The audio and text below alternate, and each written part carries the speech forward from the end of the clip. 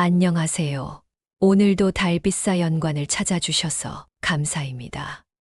저는 오늘도 새벽 6시에 눈을 떴습니다. 사실 잠이 든 것인지도 애매했죠.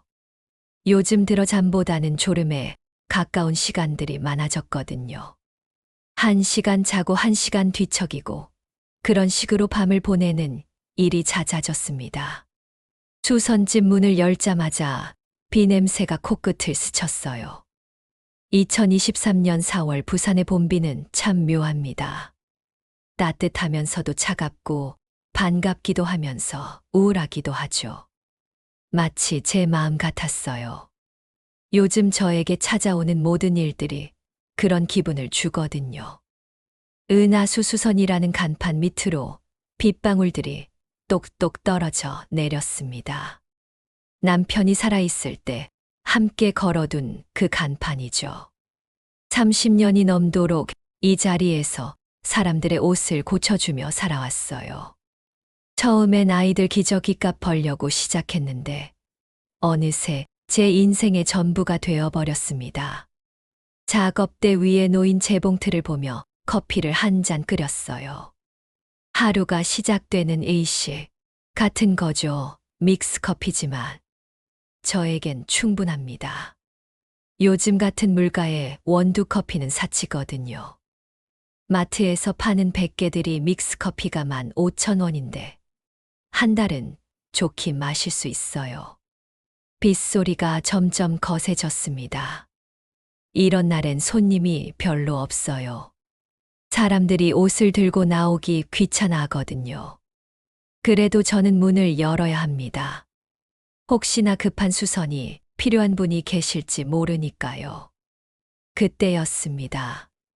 문틈 사이로 뭔가 미끄러져 들어오는 소리가 들렸어요.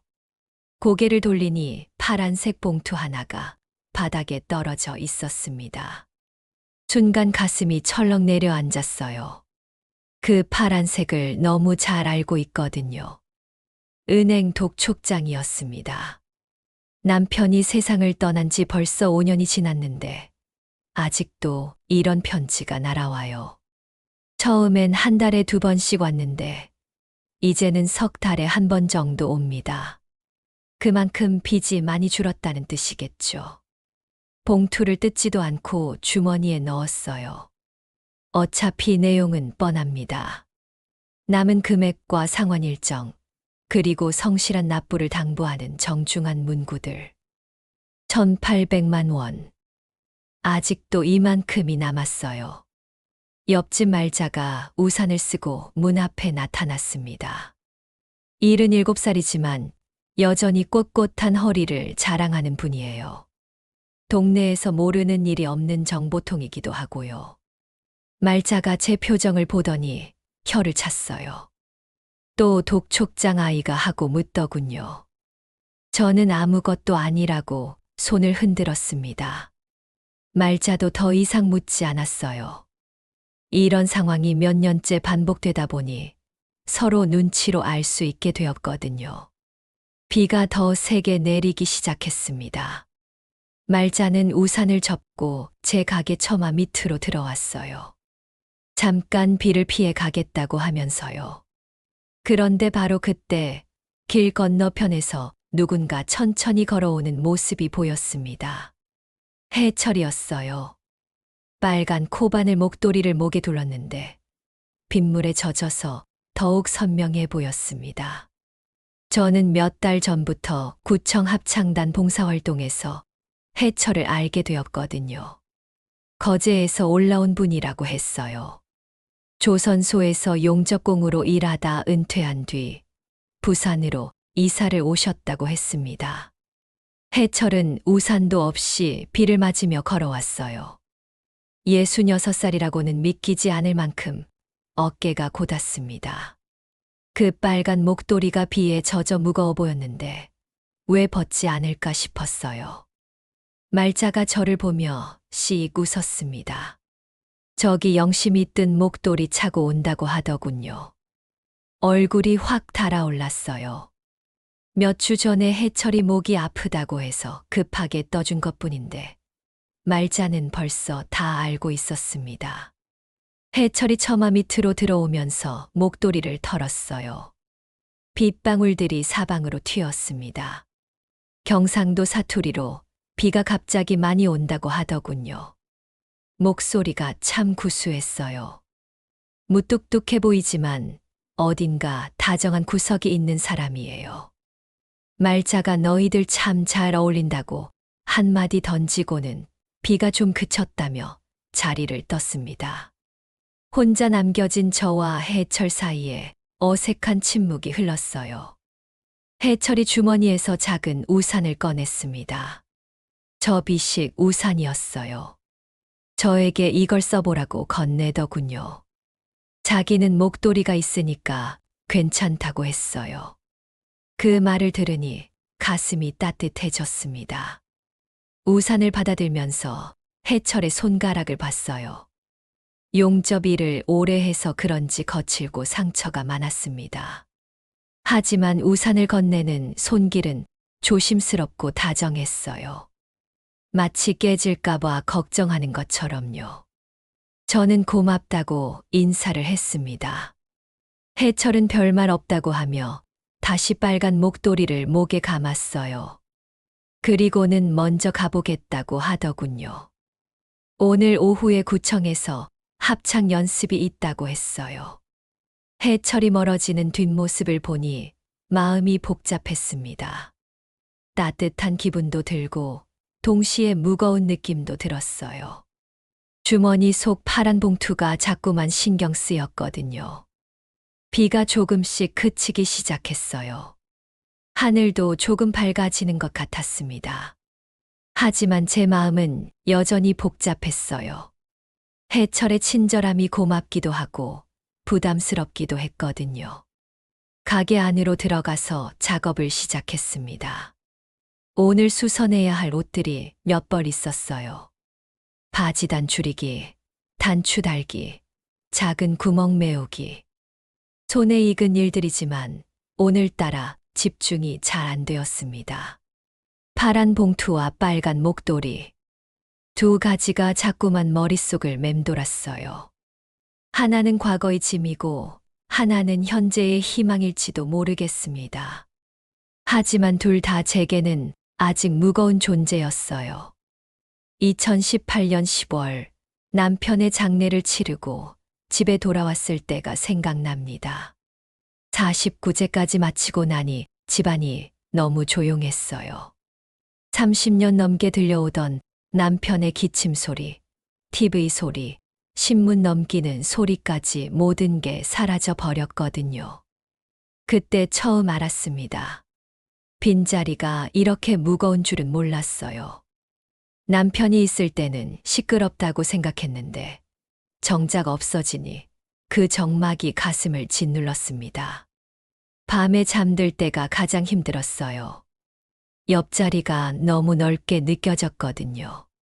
장례를 치르느라 정신이 없던 중에 민석이 알려준 소식이 충격이었습니다. 남편이 친구 보증을 서주며 남긴 빚이 생각보다 많았던 거예요. 2억 3천만 원. 집을 담보로 잡힌 대출이 있었고 신용카드 빚까지 합치면 그 정도였습니다. 민석은 차라리 집을 팔고 전세로 이사를 가자고 했어요. 하지만 저는 그럴 수 없었습니다. 이 집에서 30년을 살았는데 남편의 흔적들이 곳곳에 남아 있었거든요. 거실 벽에 남겨둔 못자국, 화단에 심어놓은 장미나무, 심지어 문고리에 남은 손때까지도 소중했어요. 그래서 결심했습니다. 죽어도 이 집은 지키겠다고. 수선집 일을 더 열심히 해서라도 빚을 갚아 나가겠다고 다짐했어요. 새벽 4시 30분이면 일어나서 시장에 나갔습니다. 동네 반찬 가게들한테 납품할 앞치마와 토시를 만드는 일이었어요. 한 벌에 8,000원씩 받았는데 하루에 15벌 정도 만들 수 있었습니다. 12만 원 정도 되는 돈이죠. 시장 일을 마치고 오전 9시에 수선집 문을 열었어요. 동네 사람들이 가져오는 옷들을 고치는 일이 본업이었거든요. 바지단 줄이기가 10,000원, 지퍼 교체가 15,000원, 단추 달기가 3,000원. 요즘 물가로는 정말 싼 편이에요. 오후 2시부터 4시까지는 점심시간이었습니다. 밥을 먹고 잠깐 눈을 붙이는 시간이었어요. 나이가 들어서 그런지 오전 일이 끝나면 몸이 천근만근 무거워졌거든요. 오후 4시부터 저녁 8시까지 다시 수선 일을 했습니다. 그리고 밤 9시부터 12시까지는 코바늘 뜨기였어요. 온라인으로 주문받은 목도리나 모자들을 만드는 일이었습니다. 젊은 사람들이 할머니 손맛이 그리워서 주문하는 경우가 많았어요. 이런 식으로 하루하루를 보냈습니다. 일주일에 하루도 쉬지 않았어요. 일요일에도 밀린 일이 있으면 했거든요. 한 달에 벌어들이는 돈이 250만 원 정도였습니다. 여기서 생활비 100만 원을 빼고 나머지 150만 원을 빚 갚는 데 썼어요. 지연이가 제일 걱정을 많이 했습니다. 간호사라서 야간 근무를 자주 하는데 끝나고 나면 꼭 글렀어요. 제가 제대로 먹지 않을까봐 걱정해서 미역국이나 콩나물국을 끓여주곤 했습니다. 지연이는 참 야무진 아이예요. 어릴 때부터 동생 민석을 챙기고 집안일도 도맡아 했거든요. 결혼한 지 5년 됐는데 아직 아이가 없어요. 남편과 둘이 맞벌이를 하면서 제 걱정까지 하느라 정신이 없는 거죠. 야간 근무 끝나고 온 지연이가 제 손을 잡고는 너무 거칠어졌다고 하더군요. 바늘에 찔린 자국도 많고 실에 쓸린 상처도 있었어요. 핸드크림을 발라주면서 그렇게 무리하지 말라고 했지만 저는 괜찮다고 했습니다. 일하는 손이니까 당연한 거라고요. 민석은 명절에만 얼굴을 비쳤어요. 서울에서 마케팅 일을 한다고 하는데 항상 바쁘다는 핑계였습니다. 사실 저도 이해해요. 젊은 사람이 자기 일도 바쁜데 부산까지 내려와서 엄마 걱정하기가 쉽지 않죠. 그래도 명절에 오면 용돈을 챙겨줬어요. 50만 원 정도였는데 제게는 큰 도움이 되었습니다. 하지만 받을 때마다 마음이 복잡했어요. 자식한테 용돈을 받는 부모가 된다는 게 서글펐거든요. 2019년 여름 구청에서 노인 일자리 사업 공고를 받습니다. 합창단 봉사활동이었어요. 요양원이나 복지관에 가서 노래를 불러주는 일이었죠. 한 달에 27만 원을 받을 수 있었어요. 처음에는 망설였습니다. 노래를 잘 부르지도 못하고 사람들 앞에 서는 것도 어색했거든요. 하지만 돈이 필요했어요. 27만 원이면 한 달 생활비의 4분의 1이 해결되는 거였으니까요. 합창단에 나가보니 생각보다 괜찮았어요. 나이 비슷한 분들이 많았고 다들 사연이 있는 사람들이었습니다. 혼자 사시는 분들이 대부분이었어요. 저처럼 남편을 잃은 분들도 있고 자식들이 멀리 사는 분들도 있었습니다. 그 중에서 해철을 처음 만났어요. 거제에서 올라왔다고 했는데 말수가 적은 분이었습니다. 하지만 노래는 정말 잘 불렀어요. 목소리가 굵고 듬직했거든요. 아리랑을 부를 때는 정말 감동적이었습니다. 합창단 연습이 끝나고 집에 오는 길에 해철이 물어봤어요. 저녁 드셨느냐고. 너무 자연스럽게 묻는 바람에 그냥 아직이라고 답했습니다. 그랬더니 자기도 안 먹었다고 하더군요. 혹시 같이 먹을까 하고 물어봤어요. 처음엔 당황스러웠습니다. 남편이 죽은 지 겨우 1년밖에 안 됐는데 다른 남자와 밥을 먹는다는 게 어색했거든요. 하지만 해철의 표정을 보니 딱히 다른 뜻은 없어 보였어요. 그냥 혼자 먹기 쓸쓸해서 그런 것 같았습니다. 동네 국밥집에서 순댓국을 먹었어요. 해철은 정말 조용히 먹었습니다.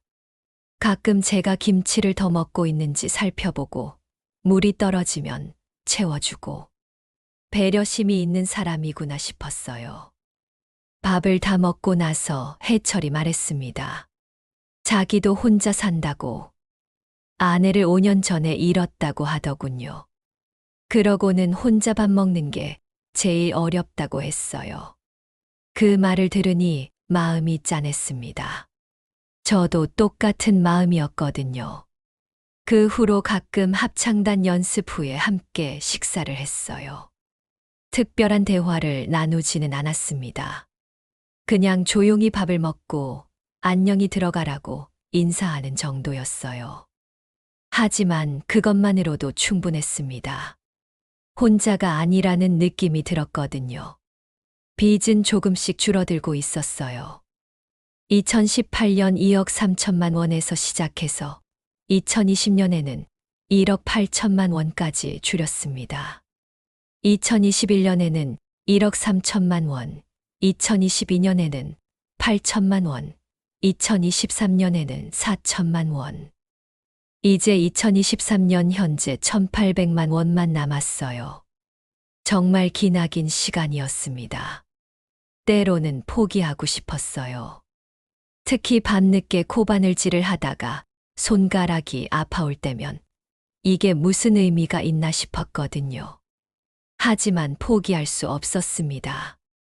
이 집을 지켜야 했고 제 자존심도 지켜야 했으니까요. 바늘땀 하나하나가 제 인생이었어요. 남편이 남기고 간 빈자리를 메워나가는 과정이었죠. 때로는 실이 엉키고 때로는 바늘이 부러지기도 했지만 그래도 계속 바느질을 해나갔습니다. 그게 제가 할 수 있는 유일한 방법이었거든요. 해철과 함께 밥을 먹기 시작한 지 6개월쯤 지났을 때였습니다. 2023년 3월 어느 봄날이었어요. 합창단 연습을 마치고 평소처럼 동네 국밥집에 앉았는데 해철의 분위기가 평소와 달랐습니다. 항상 과묵한 분이었지만 그날은 더욱 말이 없었어요. 순댓국을 받아놓고도 젓가락을 들지 않고 있더군요. 뭔가 할 말이 있어 보였는데 쉽게 꺼내지 못하는 것 같았습니다. 저도 덩달아 어색해졌어요. 그냥 밥만 먹고 헤어지나 싶었는데 해철이 조심스럽게 입을 열었습니다. 영심 씨, 한 가지 물어볼 게 있다고 하더군요. 목소리가 평소보다 더 낮았어요. 뭔지 알 것 같아서 가슴이 두근거렸습니다. 하지만 짐작과는 다른 이야기였어요. 해철이 말하길 자기가 혼자 사는 게 이제 힘들어졌다고 했습니다. 병원 갈 일도 많아지고 집안일도 버겁다고 하더군요. 그러면서 저에게 물어봤어요. 혹시 같이 살 생각이 없느냐고. 결혼이라는 말은 쓰지 않았어요. 그냥 같이 밥 먹고 같이 병원 다니고 그거면 된다고 했습니다. 참 해철다운 표현이었어요. 저는 잠시 말문이 막혔습니다. 예상은 했지만 막상 들으니 당황스러웠거든요. 해철을 싫어하는 건 아니었어요. 오히려 편안하고 든든한 사람이라고 생각했습니다. 하지만 재혼이라는 건 쉽게 결정할 일이 아니잖아요. 무엇보다 아직 빚이 남아 있었어요. 1,800만 원이면 적은 돈이 아니거든요. 저는 해철에게 솔직하게 말했습니다. 빚을 다 갚고 나서 생각해 보겠다고. 그전에는 누구와도 새로운 시작을 할 수 없다고 했어요. 해철은 고개를 끄덕였습니다. 그리고는 예상치 못한 말을 했어요. 그 빚 같이 갚자고 하는 거예요. 자기에게도 연금이 있고 적금도 조금 있으니까 함께 해결하자고 했습니다. 그 말을 들으니 기분이 이상했어요. 고맙기도 하고 동시에 자존심이 상하기도 했습니다. 제가 빚 때문에 재혼하는 것처럼 보일까봐 걱정되었거든요. 7년 동안 혼자 힘으로 갚아온 빚인데 마지막에 다른 사람 도움을 받는다는 게 맘에 안 들었어요. 저는 단호하게 말했습니다. 빚은 제가 혼자 갚겠다고. 그리고 그 빚을 다 갚을 때까지는 재혼 생각을 하지 않겠다고 했어요. 해철은 아쉬운 표정을 지었지만 더 이상 강요하지는 않았습니다. 그런데 일주일 후 해철이 다시 찾아왔어요. 이번엔 손에 서류 봉투를 들고 있었습니다. 뭔가 준비해온 게 있어 보였어요. 수선집 문을 열어주니 조심스럽게 들어와서 앉았습니다. 해철이 봉투에서 몇 장의 종이를 꺼냈어요. 혼전계약서 초안이라고 하더군요. 변호사 사무실에 가서 상담받고 만든 거라고 했습니다. 저는 깜짝 놀랐어요. 해철이 그런 걸 생각할 줄 몰랐거든요. 서류를 살펴보니 정말 꼼꼼하게 작성되어 있었습니다. 재산은 각자 소유하고 상속도 각자 자녀에게 하겠다는 내용이었어요. 그리고 생활비도 각자 부담하되 병원비나 급한 일이 있을 때만 서로 도와주자는 조항도 있었습니다. 가장 인상적인 건 빚에 대한 부분이었어요.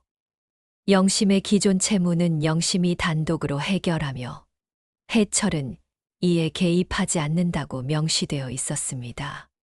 제가 빚은 혼자 갚겠다고 한 말을 그대로 반영한 거예요.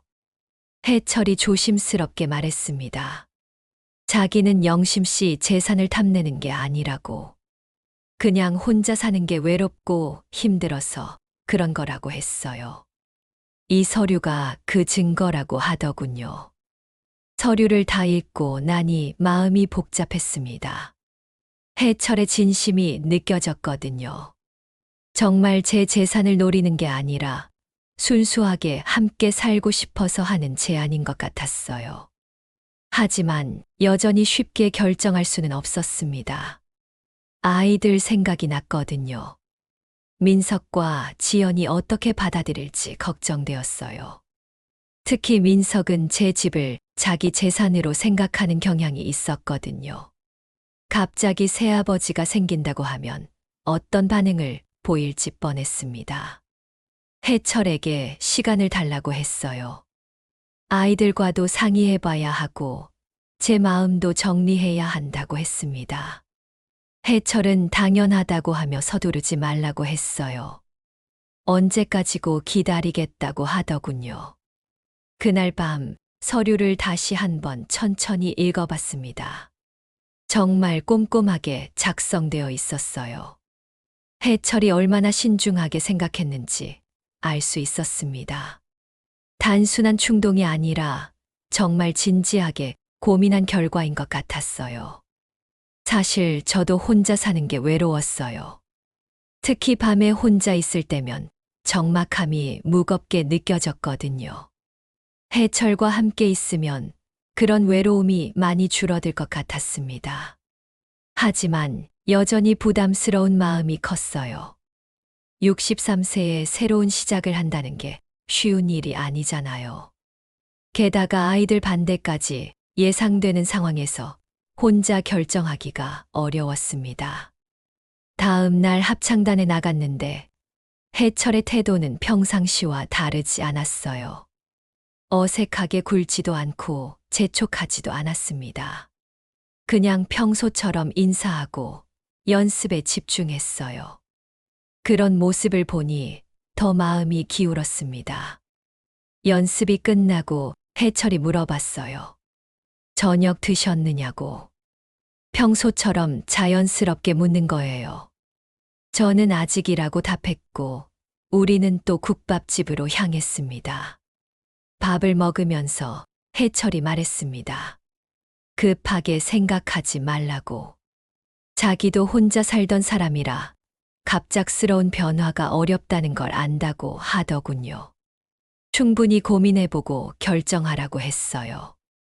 그런 배려심을 보니 해철에 대한 신뢰가 더 깊어졌습니다. 욕심을 부리지 않고 상대방을 배려할 줄 아는 사람이구나 싶었어요. 이런 사람이라면 함께 살아도 큰 문제는 없을 것 같았습니다. 집에 돌아와서 거울을 봤어요. 61세의 제 모습이 보였습니다. 주름도 많아지고 머리도 휘어졌지만 아직은 건강해 보였어요. 새로운 시작을 할 수 없는 나이는 아닌 것 같았습니다. 하지만 여전히 결정을 내리기 어려웠어요.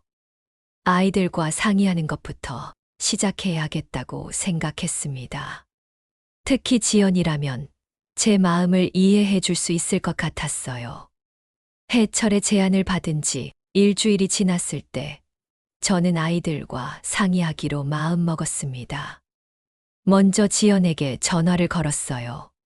주말에 시간이 되면 민석이도 함께 만나자고 했습니다. 중요한 이야기가 있다고 했죠. 지연은 무슨 일인지 물어봤지만 전화로는 하기 어려운 이야기라고 했어요. 토요일 오후에 민석이 집에서 만나기로 했습니다. 서울까지 올라가는 게 쉽지 않았지만 이런 일은 직접 만나서 이야기해야 한다고 생각했거든요. KTX 표를 예매하면서도 가슴이 두근거렸어요. 아이들이 어떤 반응을 보일지 예상이 됐거든요. 특히 민석은 좋아하지 않을 게 뻔했습니다. 하지만 피할 수는 없는 일이었어요. 토요일 오후 민석이 사는 강남 아파트에 도착했습니다.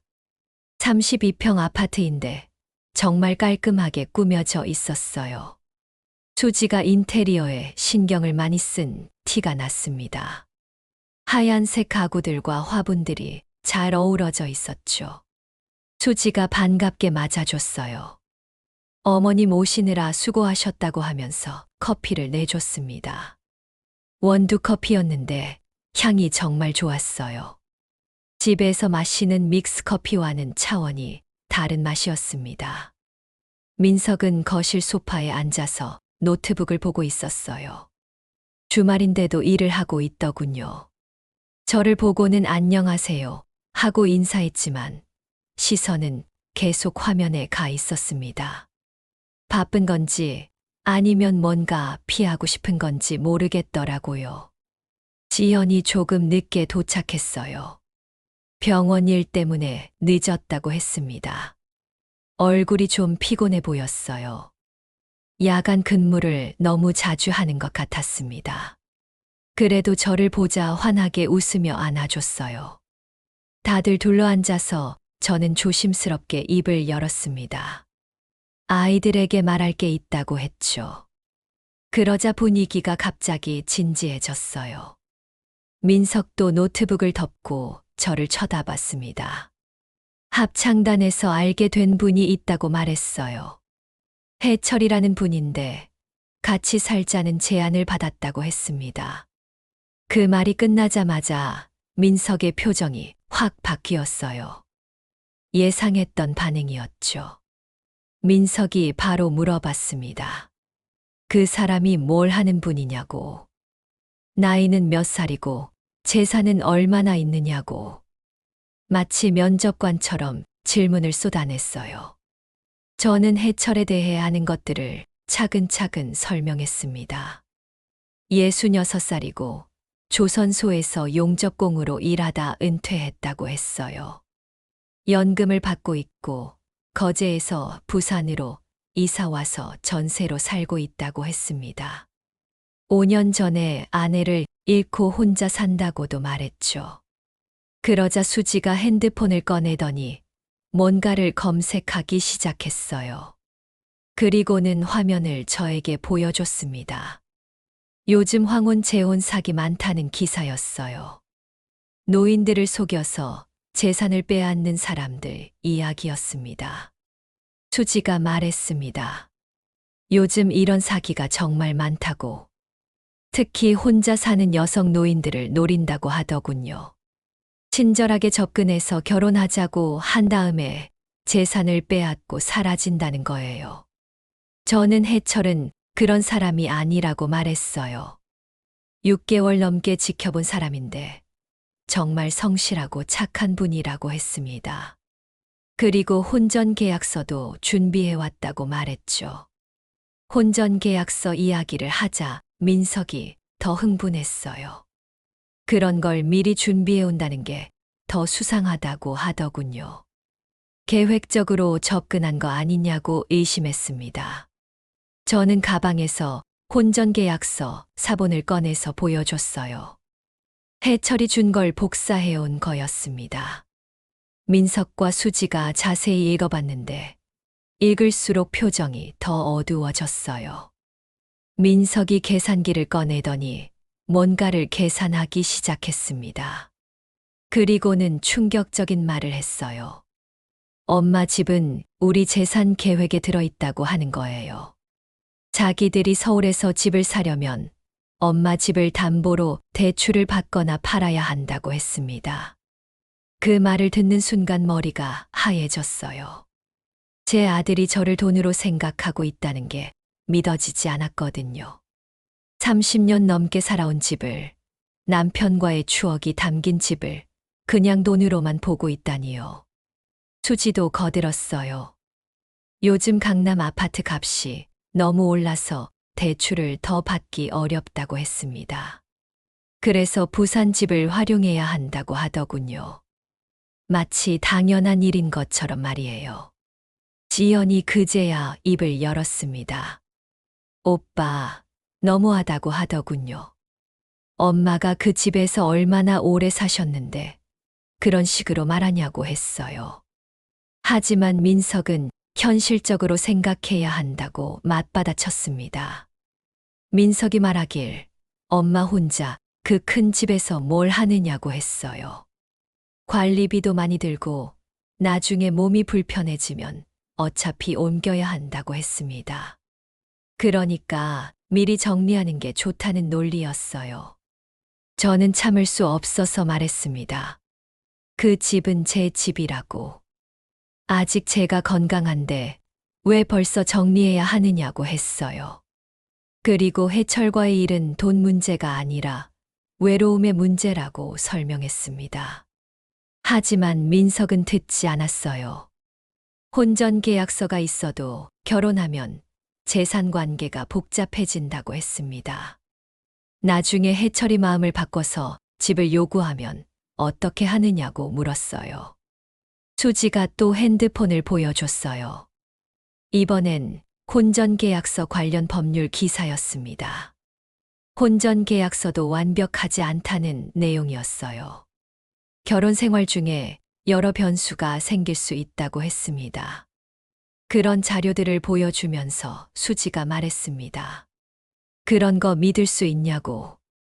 사람 마음은 언제든 바뀔 수 있는데 종이 한 장으로 어떻게 보장하느냐고 했어요. 저는 점점 화가 났습니다. 아이들이 해철을 만나보지도 않고 단정 지어버리는 게 기분 나빴어요. 그리고 무엇보다 제 판단력을 믿지 못한다는 게 서러웠습니다. 지연이 중간에서 중재하려고 했어요.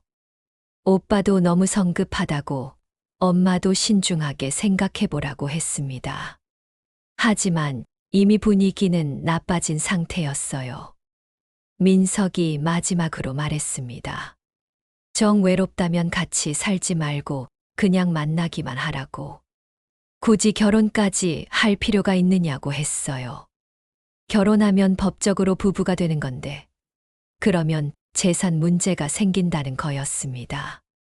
집으로 돌아오는 KTX 안에서 마음이 무거웠어요. 예상했던 반응이지만 막상 당하고 보니 참 서글펐습니다. 내 자식들이 나를 이렇게 생각하고 있다니 말이에요.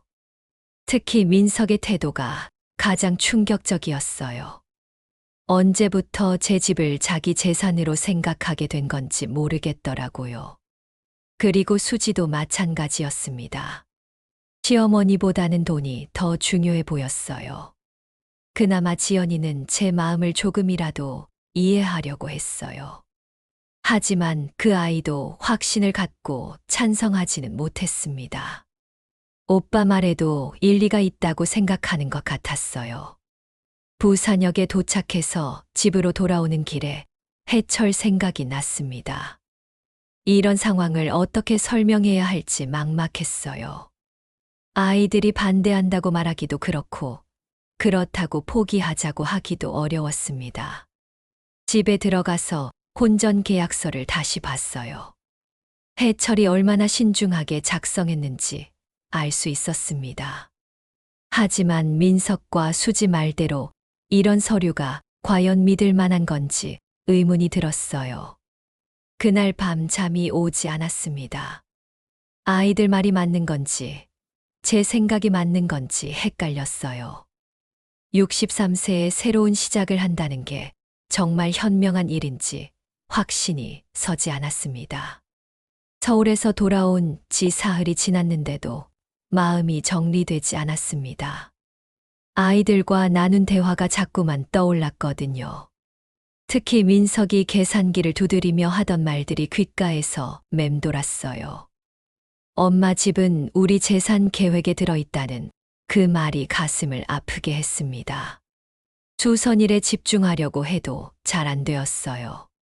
바늘땀이 삐뚤어지고 실이 자꾸 엉켰습니다. 마음이 어수선하니 손끝도 따라 어수선해지더라고요. 이럴 땐 차라리 일을 쉬는 게 나을 것 같았지만 그럴 여유는 없었어요. 수요일 오후 말자가 찾아왔습니다. 주선집 문을 열고 들어오더니 제 얼굴을 한참 들여다봤어요. 뭔 일 있냐고 묻더군요. 표정이 안 좋다고 했습니다. 말자의 관찰력은 정말 예리해요. 동네에서 30년 넘게 산 경험이 그런 눈을 만든 것 같았습니다. 저는 아무것도 아니라고 했지만 말자는 믿지 않았어요. 서울 다녀온 후로 계속 이상하다고 하더군요. 혹시 자식들이 뭐라고 했냐고 물었습니다. 정말 무서운 분이에요. 벌써 다 눈치채고 있었거든요. 할 수 없이 솔직하게 말했어요. 해철과 재혼을 생각하고 있는데 아이들이 반대한다고. 특히 민석이 심하게 반대한다고 했습니다. 말자는 고개를 끄덕이며 예상했다는 표정을 지었어요. 그러면서 말자가 한마디 했습니다. 자식들이 반대하는 건 당연하다고. 부모 재혼을 좋아할 자식이 어디 있겠느냐고 하더군요. 하지만 그렇다고 평생 혼자 살 수는 없는 거 아니냐고 했어요. 말자의 다음 말이 제 가슴을 깊숙이 찔렀습니다. 사람이 쓸쓸해서 죽는 게 더 큰 벌이라고 하는 거예요. 돈 몇 푼 때문에 외로움을 참고 살다가 우울증 걸려서 병원비 더 나오면 어떻게 하느냐고 했습니다. 말자가 계속 말했어요. 자기도 홀로 15년을 살아봤는데 정말 힘들더라고 했습니다. 밤에 혼자 있으면 무서워서 잠도 제대로 못 잤다고 하더군요. 나이가 들수록 더 외롭고 무서워진다고 했어요. 그러면서 해철이라는 사람을 어떻게 생각하냐고 물었습니다. 저는 좋은 사람인 것 같다고 대답했어요. 성실하고 다정하다고 했죠. 말자는 그럼 됐다고 했어요. 좋은 사람이면 자식들 눈치 볼 필요 없다고 하더군요. 하지만 저는 여전히 망설여졌어요. 아무래도 자식들이 반대하는 일을 혼자 밀어붙이기가 어려웠거든요. 특히 민석이 그렇게 계산적으로 반대하는 걸 보니 더 주저하게 되었습니다. 그때 춘배 오라버니가 나타났습니다. 58살인 사촌 오라버니인데 공인중개사 일을 하고 있어요. 한 달에 한두 번씩은 들르는 분이었습니다. 동네 부동산 시세도 알려주고 가끔 생활비도 보태주곤 했거든요. 춘배 오라버니가 말자와 저를 번갈아 보더니 무슨 심각한 이야기를 하고 있냐고 물었어요. 말자가 대신 설명해 줬습니다. 영심이가 재혼을 생각하고 있는데 자식들이 반대한다고 말이에요. 춘배 오라버니의 반응은 예상과 달랐어요. 재혼은 무슨 재혼이냐고 하더군요.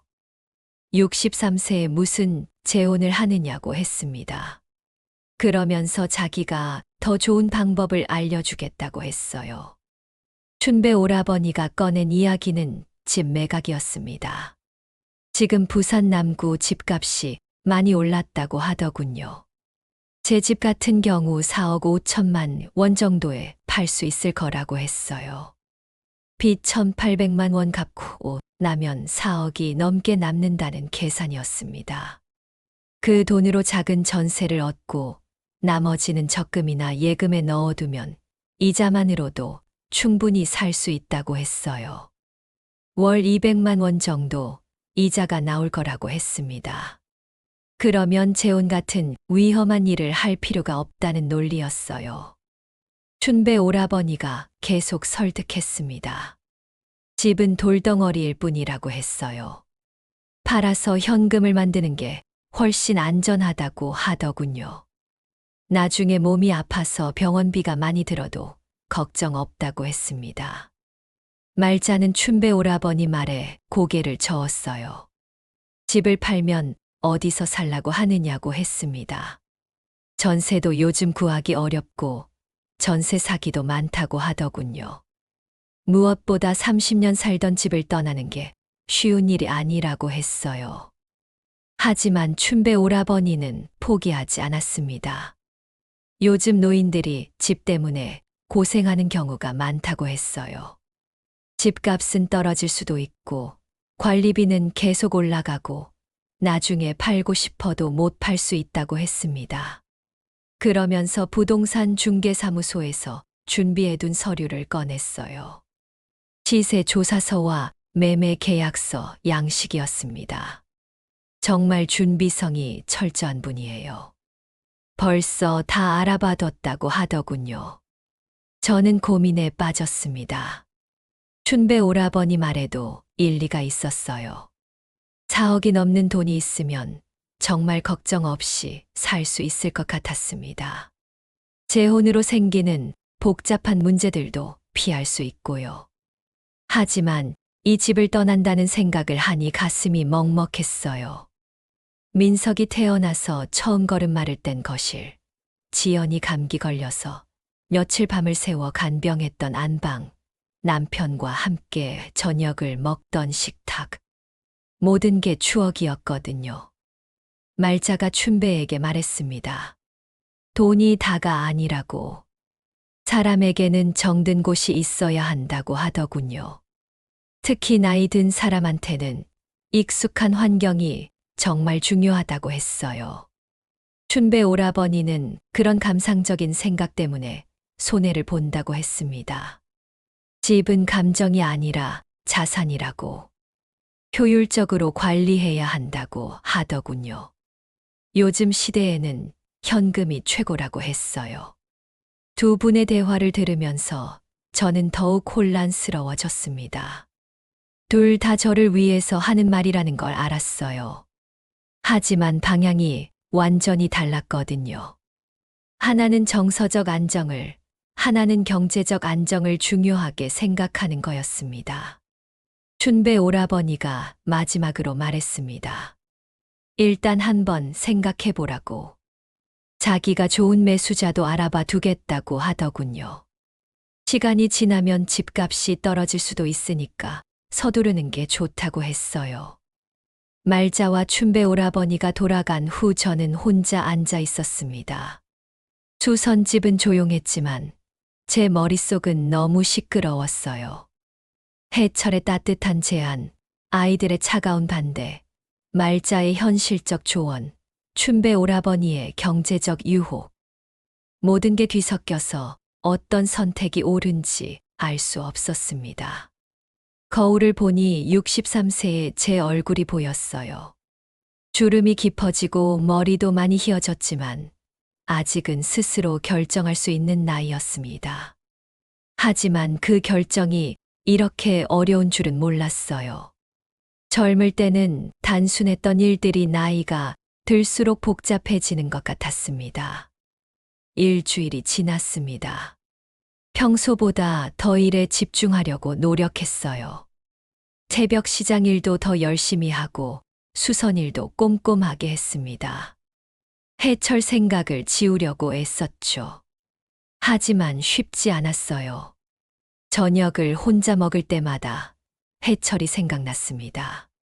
함께 국밥을 먹던 그 시간들이 그리워졌어요. 혼자 밥을 먹는 게 이렇게 쓸쓸한 줄 몰랐습니다. 화요일 오후였습니다. 수선일을 하고 있는데 급하게 전화가 걸려왔어요. 합창단장이었습니다. 해철이 해양정화 봉사활동 중에 미끄러져서 병원에 실려갔다고 하더군요. 가슴이 철렁 내려앉았습니다. 어떻게 다쳤는지, 얼마나 심한지 물어봤어요. 합창단장이 말하길 바닷가 계단에서 미끄러져서 허리를 다쳤다고 했습니다. 부산대병원 응급실에 있다고 하더군요. 저는 급하게 수선집 문을 닫고 택시를 잡았습니다. 병원까지 가는 30분이 정말 길게 느껴졌어요. 해철이 많이 다친 건 아닐까 걱정됐거든요. 66세인데 허리를 다치면 회복이 쉽지 않을 텐데 싶었습니다. 병원에 도착해서 응급실을 찾았어요. 해철이 침대에 누워 있었는데 얼굴이 하얗게 질려 있었습니다. 의식은 있었지만 많이 아픈 것 같았어요. 저를 보더니 놀라는 표정을 지었습니다. 의사 선생님이 설명해 줬어요.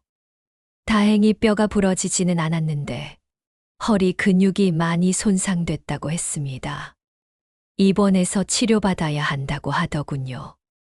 일주일 정도는 병원에 있어야 할 것 같다고 했어요. 해철이 미안하다고 했습니다. 갑자기 연락해서 놀라게 해서 죄송하다고 하더군요. 하지만 저는 괜찮다고 했어요. 아는 사람이 다쳤는데 당연히 와야죠.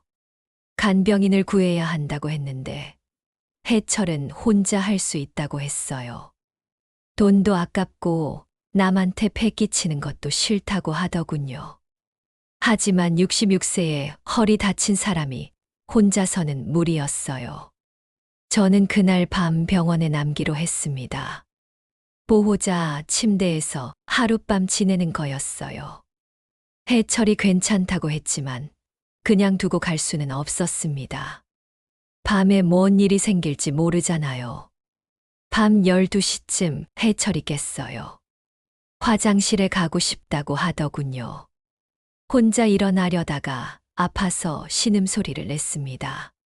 저는 급하게 일어나서 해철을 부축했어요.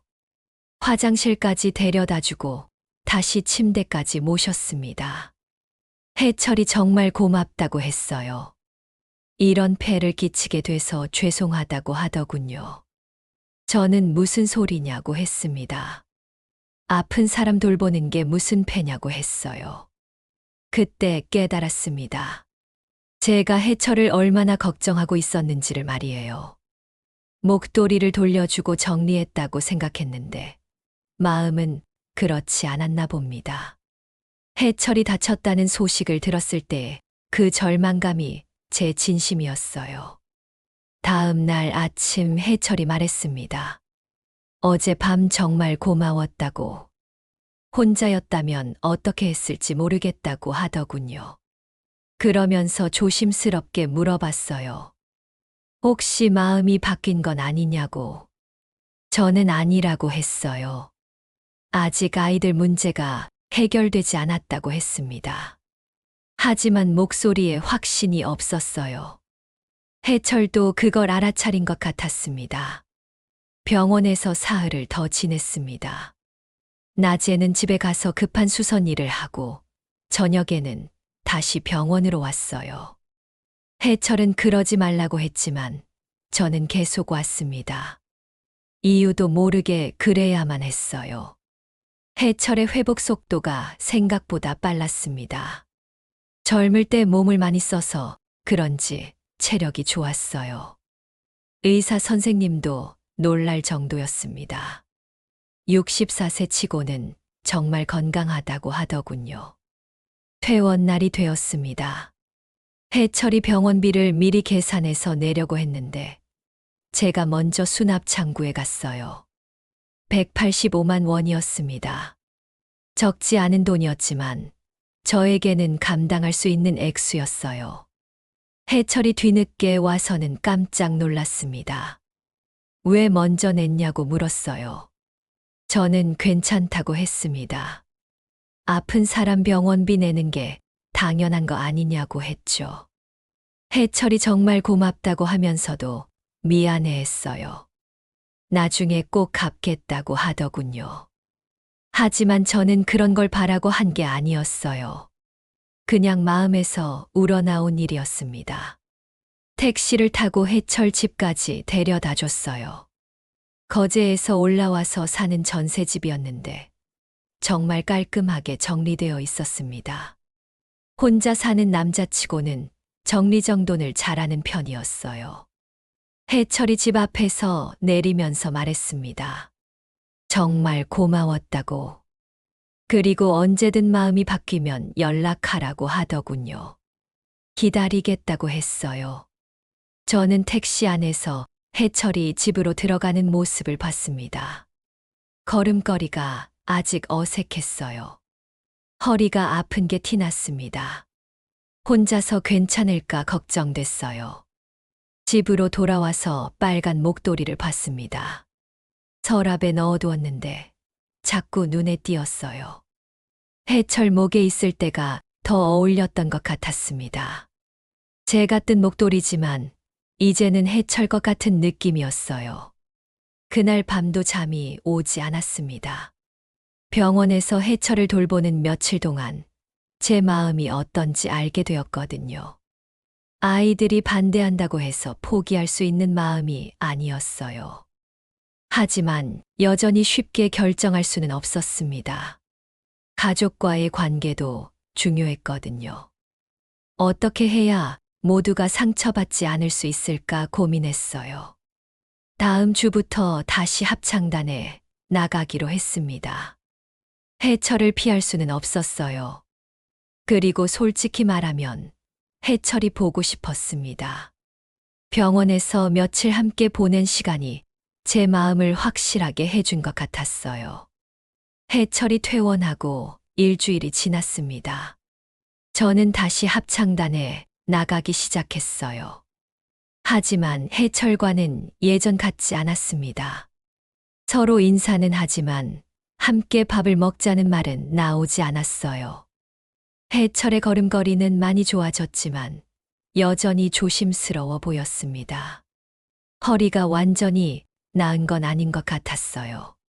가끔 의자에 앉을 때 살짝 찡그리는 표정을 지었거든요. 저는 몇 번 물어보고 싶었어요.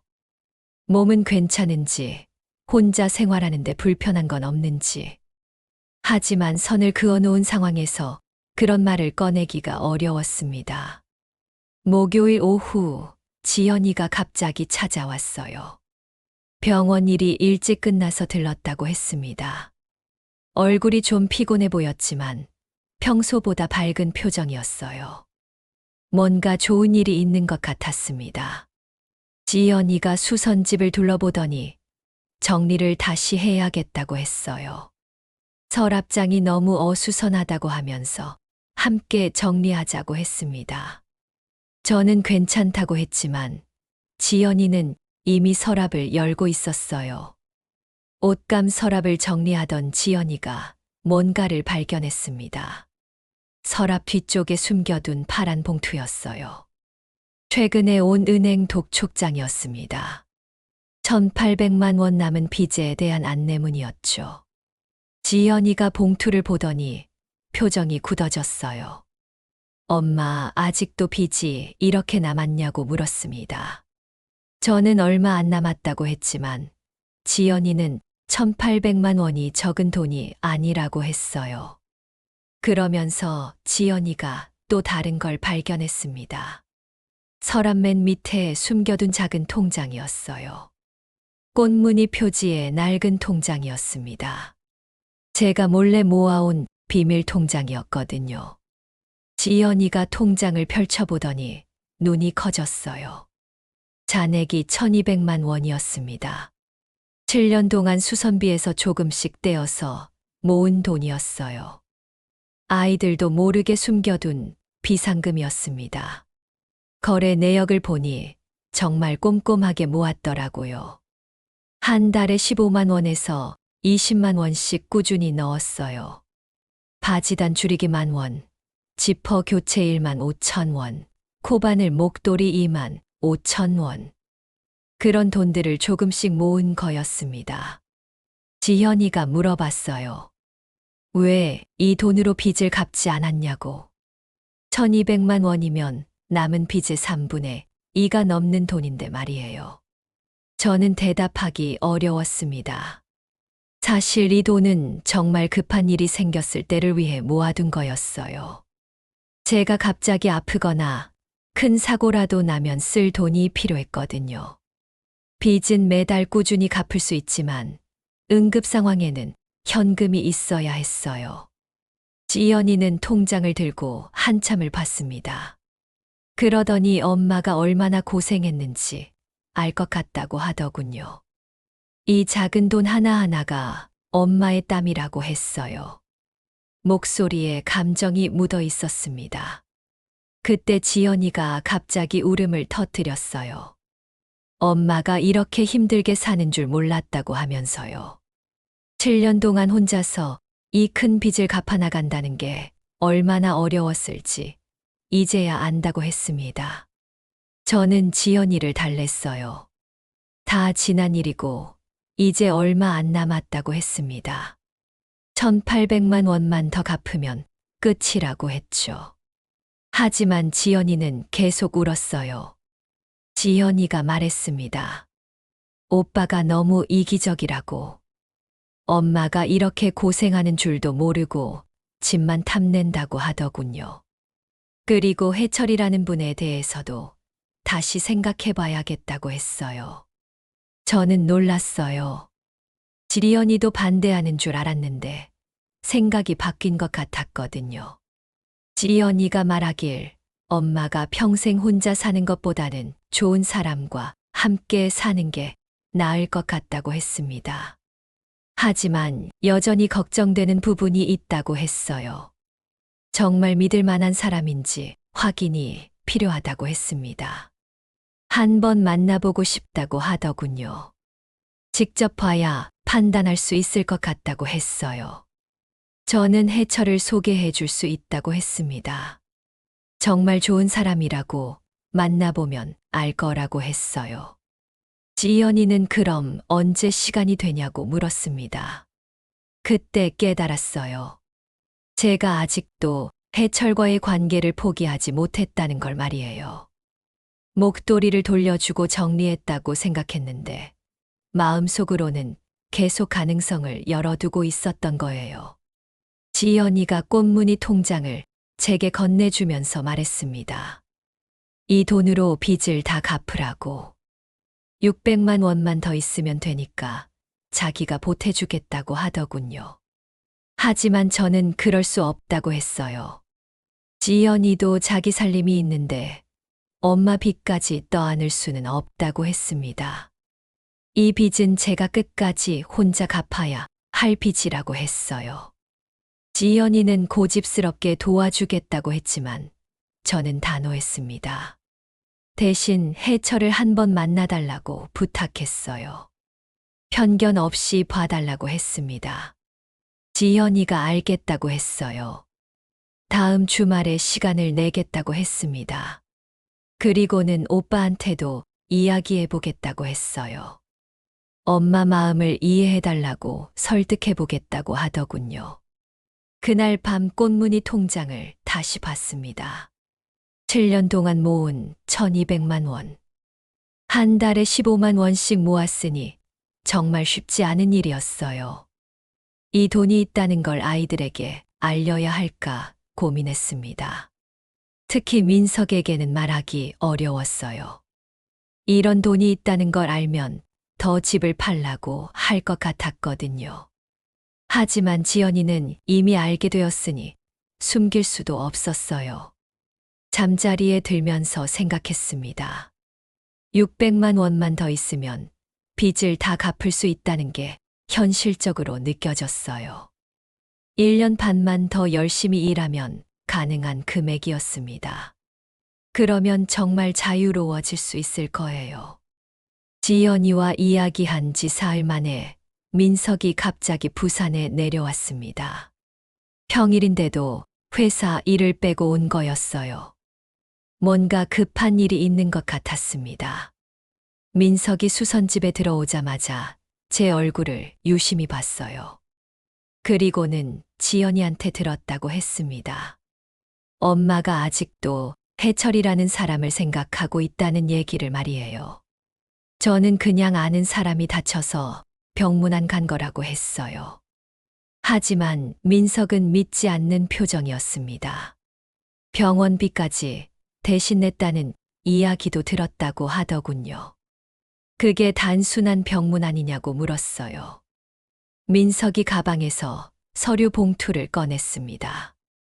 뭔가 준비해온 게 있다는 뜻이었어요. 봉투 안에는 여러 장의 서류가 들어 있었습니다. 매매 위임장, 부동산 등기부등본, 시세 조사서까지 정말 완벽하게 준비되어 있었어요. 민석이 설명하기 시작했습니다. 춘배 삼촌과 상의해서 준비했다고 하더군요. 엄마 집을 4억 2천만 원에 팔 수 있는 매수자를 찾았다고 했어요. 현금 거래라서 복잡한 절차 없이 빠르게 진행할 수 있다고 했습니다.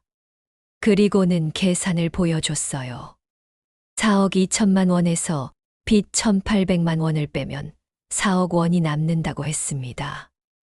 이 돈으로 2억 원짜리 전세를 얻고 나머지 2억 원은 은행 적금에 넣으면 연 4% 이자로 월 65만 원 정도 받을 수 있다는 계산이었어요. 민석의 설명을 듣고 있자니 참 그럴듯했어요. 월 65만 원이면 혼자 살기에 충분한 돈이었거든요. 더 이상 빚 걱정도 안 해도 되고 수선일도 취미로만 할 수 있을 것 같았습니다. 하지만 뭔가 석연치 않았어요. 민석이 이렇게 급하게 내려온 이유가 궁금했습니다. 그리고 왜 갑자기 이런 완벽한 계획을 가지고 왔는지도 의문이었어요. 민석이 위임장을 제 앞에 놓으면서 말했습니다. 엄마 이름으로 집을 팔고 좋은 전세도 알아봐 드리겠다고 했어요. 모든 절차를 자기가 대신 해주겠다고 하더군요. 정말 안전한 방법이라고 강조했어요. 저는 갑자기 의심스러워졌습니다. 민석이 왜 이렇게 친절하게 나오는지 이상했거든요. 평소에는 바쁘다고 연락도 잘 안 하던 아들이 갑자기 이런 제안을 하니까 뭔가 다른 이유가 있는 것 같았어요. 조심스럽게 물어봤습니다. 혹시 민석이 자기가 급전이 필요한 건 아니냐고. 그러자 민석의 표정이 순간 당황스러워졌어요. 아니라고 부인했지만 뭔가 숨기는 게 있어 보였습니다. 민석이 다시 설명했어요. 정말 엄마를 위해서 하는 일이라고 했습니다. 재혼 같은 위험한 선택보다는 경제적 안정을 택하는 게 낫다고 하더군요. 그리고 나중에 몸이 불편해져도 돈이 있으면 어디서든 살 수 있다고 했어요. 위임장을 보니 정말 상세하게 작성되어 있었습니다. 매매 가격부터 계약 조건까지 다 적혀 있었어요. 민석이 도장만 찍으면 모든 절차가 진행된다고 했습니다. 저는 도장을 찾으러 서랍을 열었어요. 그런데 서랍 안에서 끊어진 실 한 가닥을 봤습니다. 아까 지연이와 정리하다가 떨어뜨린 것 같았어요. 빨간 실이었습니다. 그 실을 보는 순간 해철의 말이 떠올랐어요. 예전에 해철이 한 말이었습니다. 코바늘 뜨기를 할 때 실이 끊어지면 매듭을 지어서 이어야 한다고. 하지만 남이 맺어준 매듭은 금방 풀린다고 했거든요. 자기 손으로 매듭을 지어야 단단하다고 했어요. 갑자기 깨달았습니다. 민석이 준비해온 이 모든 계획이 남이 맺어준 매듭 같다는 생각이 들었어요. 당장은 편해 보이지만 제가 직접 선택한 게 아니니까 언젠가는 문제가 생길 것 같았습니다. 민석이 빨리 결정하라고 재촉했어요. 매수자가 기다리고 있다고 했습니다. 다른 매물도 보고 있어서 늦으면 놓칠 수 있다고 하더군요. 저는 도장을 들고 잠시 망설였습니다. 정말 이게 맞는 선택일까? 30년 살던 집을 이렇게 쉽게 팔아버려도 되는 걸까? 마음 한구석이 아프기 시작했어요. 민석이 점점 초조해하는 게 보였습니다. 뭘 그렇게 망설이냐고 물었어요. 이보다 좋은 조건은 없을 거라고 했습니다.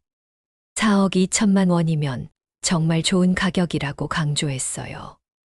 하지만 저는 도장을 내려놓았습니다. 갑자기 마음이 편하지 않았거든요.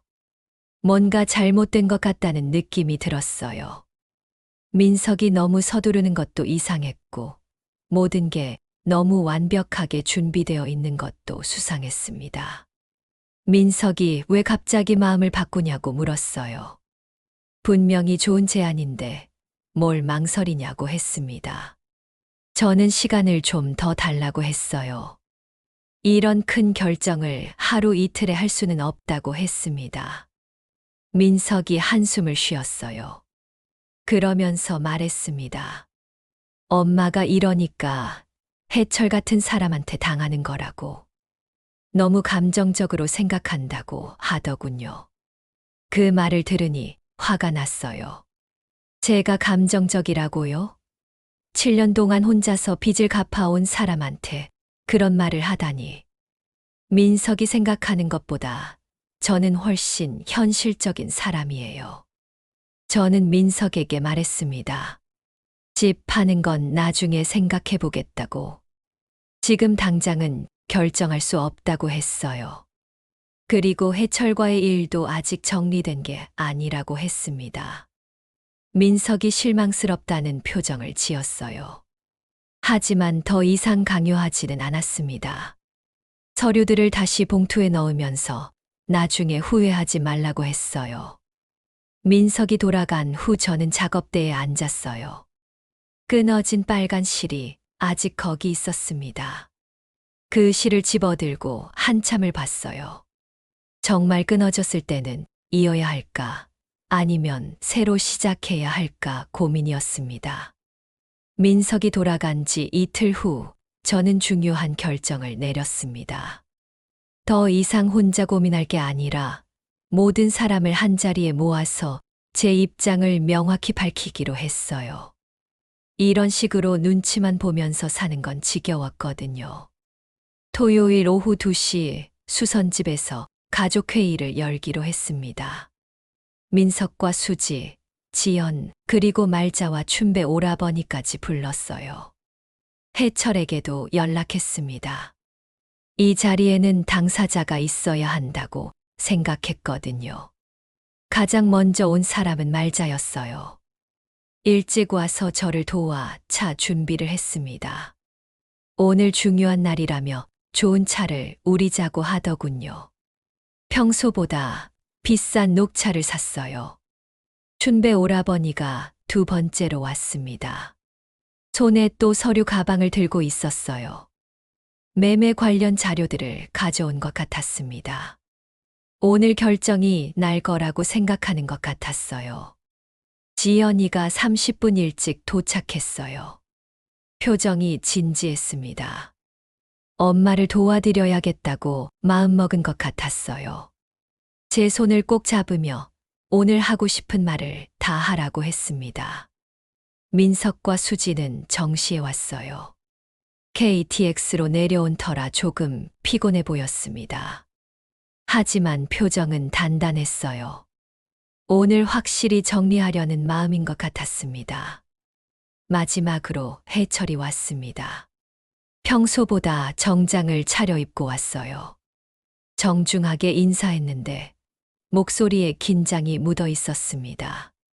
모든 사람이 자기를 평가하러 모였다는 걸 알고 있는 듯 했어요. 다들 둘러앉자 저는 차근차근 말하기 시작했습니다. 먼저 지난 7년 동안 제가 어떻게 살아왔는지 설명했어요.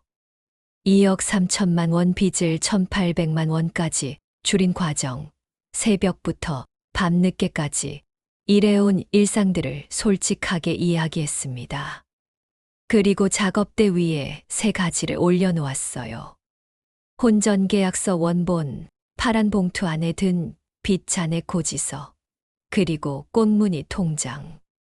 이 세 가지가 제 현실이라고 말했습니다. 민석이 꽃무늬 통장을 보더니 깜짝 놀랐어요. 지연이한테 미리 들었을 텐데도 직접 보니 충격이었나 봅니다. 1,200만 원이라는 숫자가 생각보다 컸거든요. 저는 계속 말했습니다. 제 재혼은 돈의 문제가 아니라 외로움의 문제라고. 7년 동안 혼자 살아보니 정말 힘들었다고 했어요. 특히 밤에 혼자 있을 때 그 적막함을 견디기가 어려웠다고 했습니다. 해철을 소개했어요. 66세이고 5년 전에 아내를 잃고 혼자 산다고. 조선소에서 30년 넘게 일한 성실한 사람이라고 했습니다. 그리고 무엇보다 제 재산을 탐내지 않는다는 증거로 혼전계약서를 가져왔다고 설명했어요. 춘배 오라버니가 끼어들었습니다. 그래도 집을 파는 게 가장 안전하다고 하더군요. 사람 마음은 변할 수 있지만 돈은 변하지 않는다고 했어요. 민석도 거들었습니다. 4억 원이 있으면 굳이 재혼할 필요가 없다고 했어요. 혼자서도 충분히 편안하게 살 수 있다고 하더군요.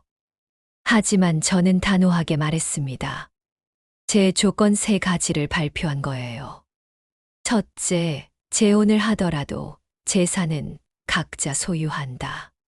상속도 각자 자녀에게 한다. 이건 문서로 확실히 해놓겠다고 했어요. 둘째, 남은 빚 1,800만 원은 제가 혼자 갚는다. 누구의 도움도 받지 않겠다고 했습니다. 해철의 돈도, 아이들 돈도, 집을 팔아서 생긴 돈도 쓰지 않겠다고 했어요. 셋째, 집은 절대 팔지 않는다. 이 집은 제가 30년을 산 곳이고 남편과의 추억이 담긴 곳이라고 했습니다. 돈이 아무리 많아도 이 집을 대신할 수는 없다고 했어요. 세 가지 조건을 말하고 나니 방안이 조용해졌어요. 모두들 저를 다시 보는 것 같았습니다. 평소 조용하던 엄마가 이렇게 단호하게 나올 줄 몰랐나 봐요. 민석이 먼저 반박했습니다. 효율이 없다고 하더군요. 집을 팔면 한 번에 모든 문제가 해결되는데 왜 어려운 길을 가느냐고 했어요. 1,800만 원 빚을 갚는데 또 몇 년이 걸릴 텐데 그동안 이자만 얼마나 나갈 거냐고 계산했습니다. 수지도 동조했어요. 요즘 같은 시대에 감정으로 결정하면 안 된다고 했습니다. 특히 노후 자금은 현금으로 확보해 두는 게 최선이라고 하더군요. 하지만 지연이가 제 편을 들어줬어요. 엄마가 이 집을 얼마나 사랑하는지 안다고 했습니다. 억지로 팔게 하는 건 너무하다고 하더군요. 말자도 지연이 의견에 동의했어요. 나이 든 사람한테는 정든 곳이 제일 중요하다고 했습니다. 돈만으로 모든 걸 해결할 수 있는 건 아니라고 하더군요. 해철이 조심스럽게 말했습니다. 자기는 영심 씨 결정을 따르겠다고 했어요.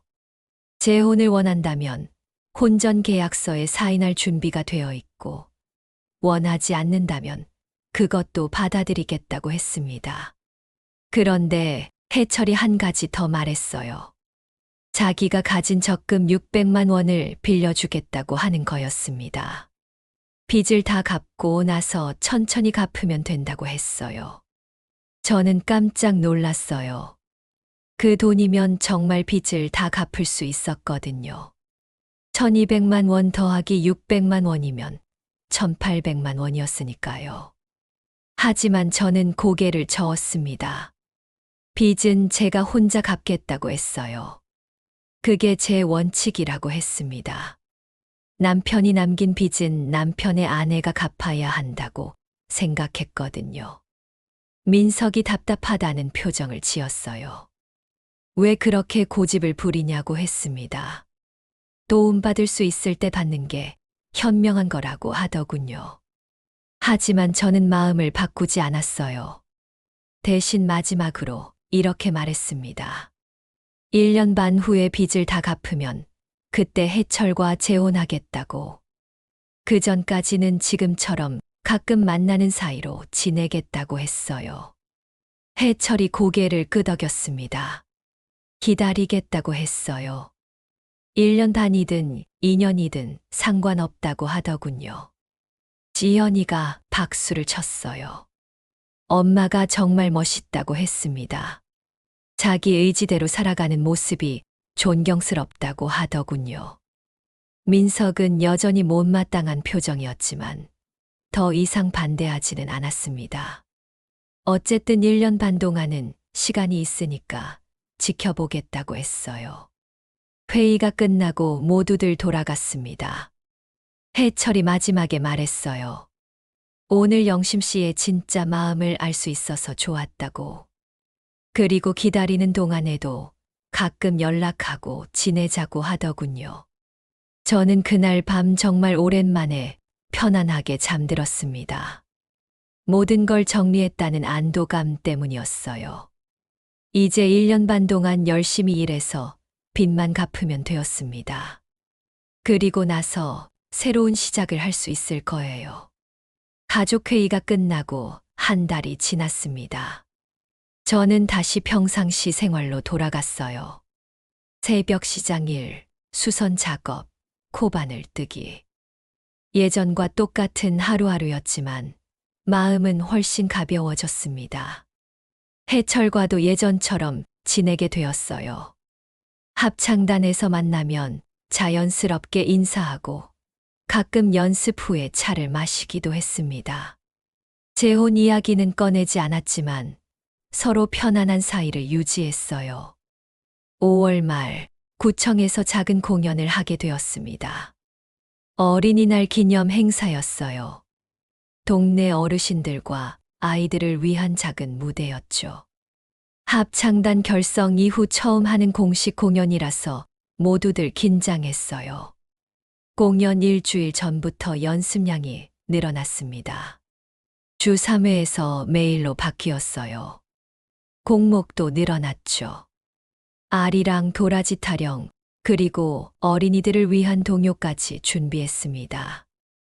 해철은 연습에 정말 열심이었어요. 목소리도 좋고 박자도 정확했습니다. 특히 아리랑을 부를 때는 정말 감동적이었어요. 다른 단원들도 해철의 실력을 인정했습니다.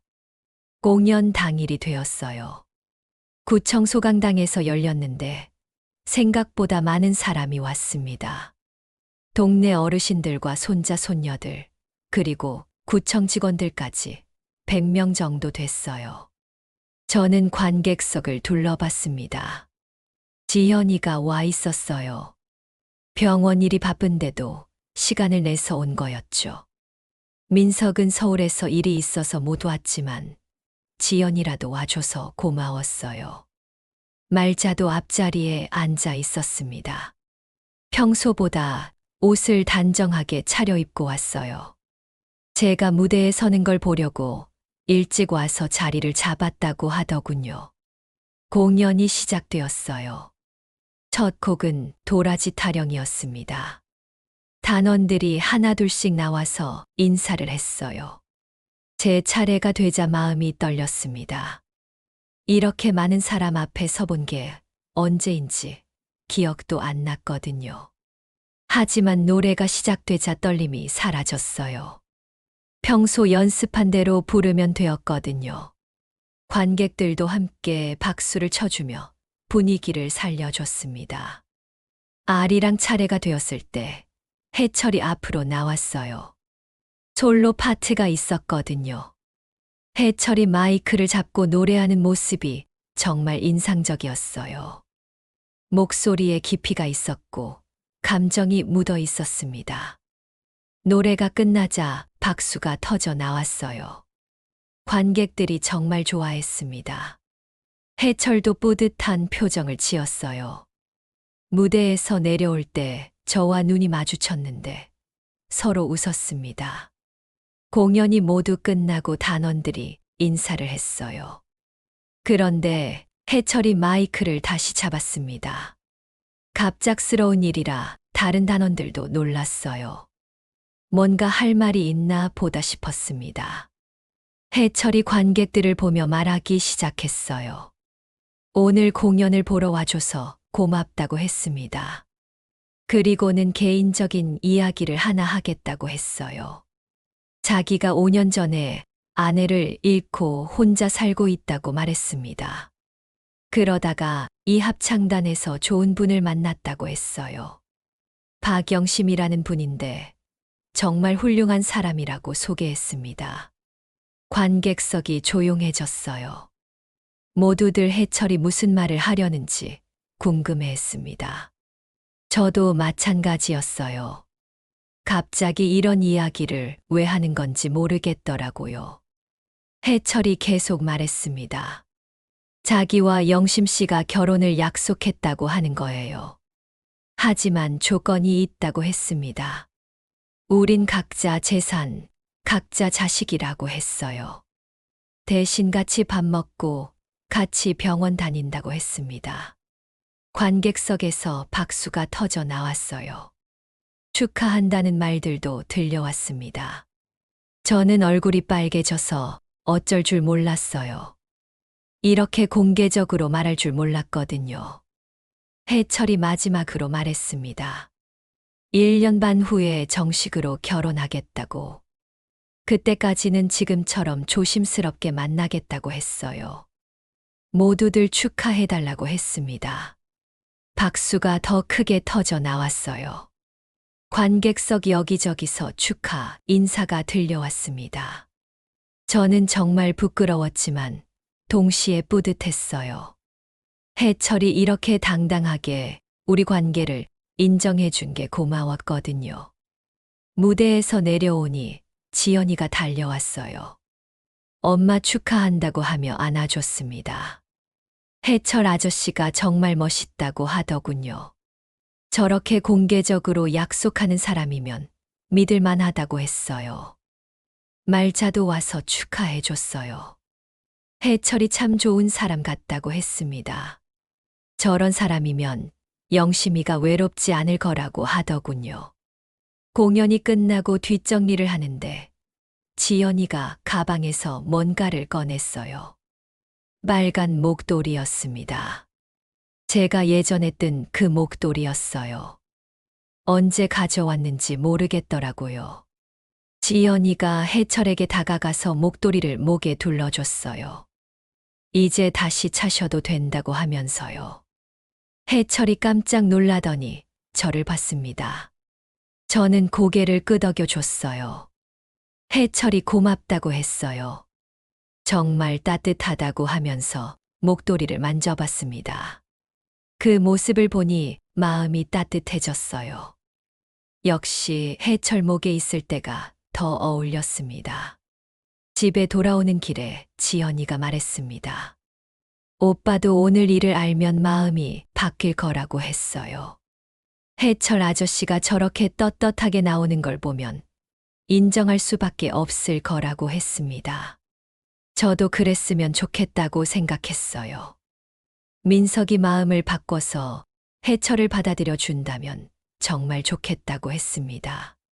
하지만 설령 그렇지 않더라도 제 결심은 변하지 않을 거예요.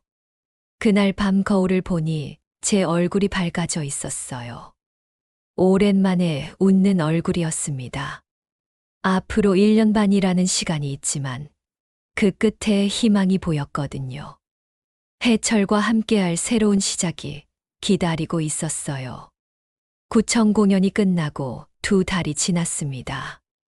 저는 빚을 갚기 위해 더욱 열심히 일했어요.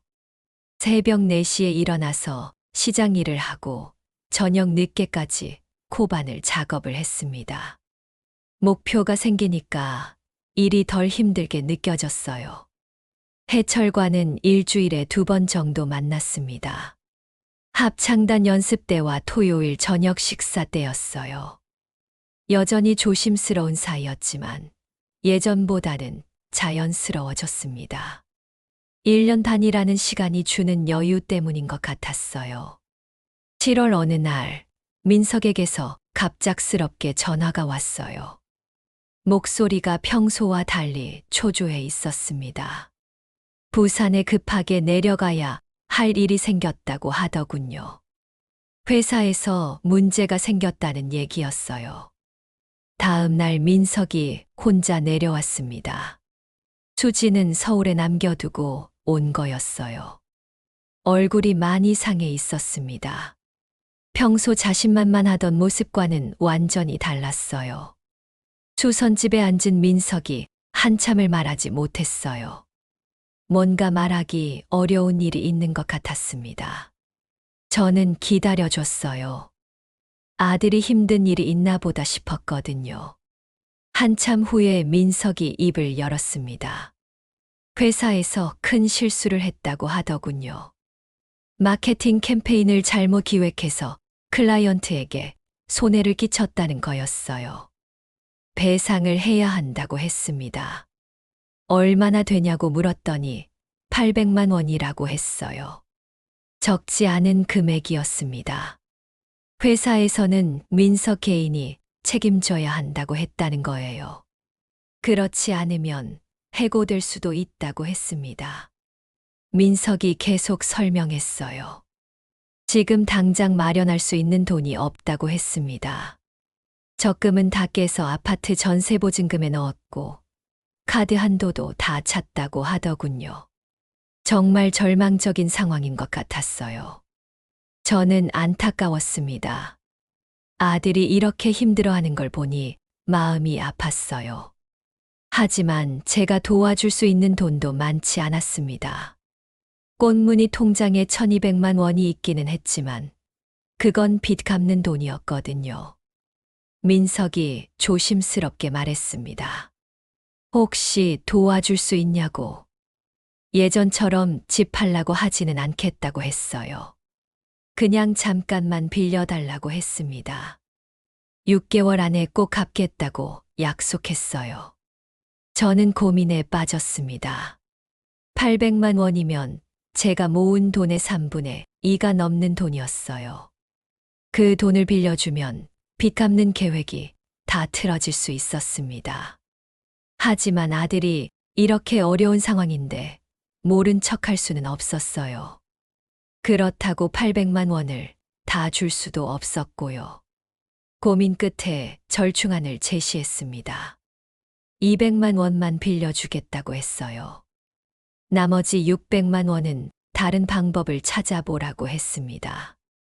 200만 원도 적지 않은 돈이지만 제가 감당할 수 있는 선에서 도와주고 싶었어요. 민석이 고마워했지만 아쉬워하는 기색도 보였습니다. 200만 원으론 부족하다고 했어요. 하지만 저는 그게 제가 줄 수 있는 최대한이라고 했습니다. 그러면서 저는 조건을 내걸었어요. 엄마의 돈은 내 땀값이라고 했습니다. 쉽게 번 돈이 아니니까 함부로 쓸 수 없다고 했어요. 6개월 안에 꼭 갚아야 한다고 못을 박았습니다. 민석이 알겠다고 했어요. 그리고는 미안하다고 했습니다. 지금까지 엄마 사정을 제대로 몰랐던 것 같다고 하더군요. 빚을 혼자 갚느라 얼마나 고생했는지 이제야 안다고 했어요. 저는 괜찮다고 했어요. 다 지난 일이고 이제 얼마 안 남았다고 했습니다. 중요한 건 민석이 이 어려움을 잘 헤쳐나가는 거라고 했어요. 그날 저녁 해철이 갑자기 찾아왔어요. 합창단에서 민석 이야기를 들었다고 하더군요. 지연이한테서 들었나 봐요. 혹시 도움이 필요하면 언제든 말하라고 했습니다. 저는 괜찮다고 했어요. 이미 도와줄 수 있는 만큼 도와줬다고 했습니다. 해철은 그래도 걱정된다며 뭔가 가져온 게 있다고 했어요. 해철이 가방에서 도시락을 꺼냈습니다. 직접 만든 건 아니고 마트에서 산 거라고 했어요. 하지만 정성스럽게 포장되어 있었습니다. 민석이 먹으라고 가져왔다고 하더군요. 저는 감동했어요. 해철이 민석을 위해 이런 걸 준비해 왔다니. 민석은 해철을 좋게 생각하지 않는다는 걸 알면서도 말이에요. 정말 따뜻한 사람이라는 생각이 들었습니다. 밤 11시쯤 민석이 돌아왔어요. 친구들을 만나고 왔다고 했는데 표정이 좀 나아져 있었습니다. 돈을 마련할 방법을 찾은 것 같았어요. 해철이 가져온 도시락을 민석에게 내밀었습니다. 아는 분이 가져왔다고 하면서요. 민석이 누구냐고 물었을 때 해철 아저씨라고 말했어요. 민석의 표정이 복잡해졌어요. 해철이 자기를 위해 이런 걸 가져왔다는 게 의외였나 봐요. 잠시 말이 없더니 고맙다고 했습니다. 도시락을 먹으면서 민석이 말했습니다. 해철이라는 분이 어떤 사람인지 좀 알 것 같다고 하더군요. 자기를 좋아하지 않는다는 걸 알면서도 이런 배려를 한다는 게 쉬운 일이 아니라고 했어요. 저는 해철이 정말 좋은 사람이라고 다시 한번 말했어요. 민석도 시간이 지나면 알게 될 거라고 했습니다. 해철은 누구에게나 한결같은 사람이라고 했어요. 민석이 도시락을 다 먹고 나서 말했습니다. 감사하다고 해철 아저씨에게 전해달라고 하더군요. 그리고는 조심스럽게 말했어요. 아니 선생님이라고 불러야겠다고 했습니다. 그 말을 듣고 저는 놀랐어요. 민석이 해철을 인정하기 시작한 것 같았거든요. 작은 변화였지만 의미가 컸습니다. 적어도 적대적이지는 않다는 뜻이었으니까요. 다음 날 해철에게 민석의 인사를 전했어요. 해철은 기뻐했습니다. 조금씩 마음을 열어가는 것 같다고 하더군요. 시간이 해결해 줄 거라고 했어요. 일주일 후 민석이 다시 전화했어요. 친구들이 도와줘서 문제를 해결했다고 했습니다. 그리고 200만 원도 다음 달에 꼭 갚겠다고 약속했어요. 목소리에 안도감이 묻어 있었습니다. 저는 안심했어요. 민석이 무사히 위기를 넘긴 것 같아서 다행이었습니다. 그리고 이번 일을 통해서 민석도 조금 성장한 것 같았어요. 예전보다 겸손해진 것 같았거든요. 그날 밤 꽃무늬 통장을 봤습니다. 1,000만 원이 남아 있었어요. 민석에게 빌려준 200만 원을 빼고 나니 이만큼 남았습니다. 여전히 800만 원이 더 필요했지만 1년 안에는 충분히 모을 수 있을 것 같았어요. 해철과의 약속까지 이제 11개월 정도 남았습니다.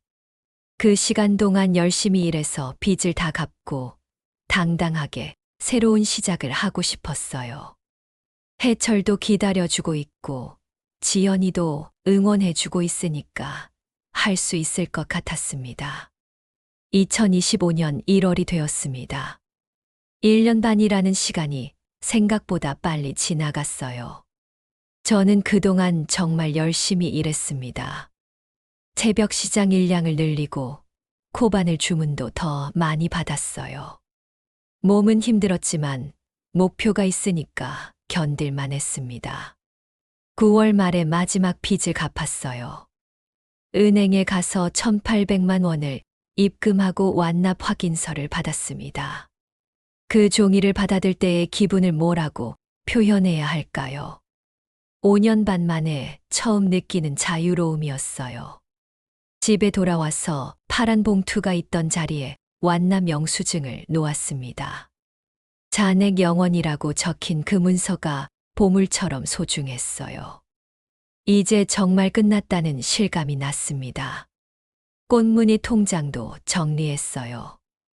남은 돈이 150만 원 정도 있었는데 이것도 새로운 시작을 위한 소중한 자금이었습니다. 5년 반 동안 한 푼 두 푼 모은 저의 땀과 노력이 담긴 돈이었거든요. 해철에게 연락했습니다. 빚을 다 갚았다고 말했어요. 해철은 정말 기뻐했습니다. 축하한다고 하면서 이제 약속을 지킬 때가 되었다고 하더군요. 목소리에 설렘이 묻어 있었어요. 저도 떨렸습니다. 64세에 새로운 시작을 한다는 게 신기하기도 하고 무섭기도 했거든요. 하지만 후회는 없었어요. 이건 제가 스스로 선택한 길이었으니까요. 아이들에게도 알렸어요. 지연이는 정말 기뻐했습니다. 엄마가 해냈다고 하면서 축하해줬어요. 이제 정말 자유롭게 선택할 수 있다고 했습니다. 민석의 반응은 복잡했어요. 축하한다고 했지만 여전히 걱정되는 부분이 있다고 했습니다. 하지만 예전처럼 강하게 반대하지는 않았어요. 지난 1년 반 동안 해철을 지켜보면서 마음이 많이 바뀐 것 같았습니다. 혼전 계약서를 정식으로 작성했어요. 변호사 사무실에 가서 공증까지 받았습니다. 재산 분리, 각자 상속, 생활비 각자 부담. 모든 조건이 명확하게 문서화되었어요. 해철도 자기 재산 목록을 정리해서 가져왔어요. 거제집 전세 보증금 1억 원, 적금 800만 원, 연금 월 140만 원.